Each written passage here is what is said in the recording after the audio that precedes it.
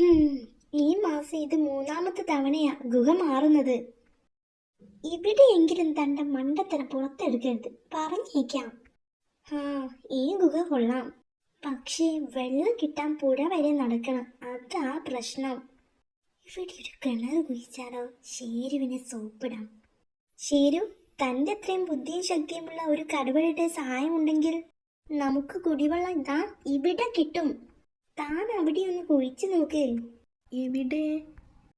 അവിടെ ഇടോ. ആ പാറയ്ക്കടുത്തോ? ഓ അല്ലെന്നേ, അപ്പുറത്ത്. ആ ചെടിയുടെ പിന്നിലല്ലേ? മണ്ടച്ചാരി, അല്ല അല്ല അല്ല. താനൊന്ന് തെളിച്ച് പറയടോ. ദാ ആ തെങ്ങിന്റെ നീല ചെന്ന് മുട്ടുന്ന സ്ഥലമില്ലേ, അവിടെ കുഴി. ഞാനേ പോയിട്ട് വൈകുന്നേരം വരാം. He he he. ഒന്ന് പുകഴ്ത്തി കൊടുത്ത ഈ തിരുമണ്ട എന്തും ചെയ്തോളും.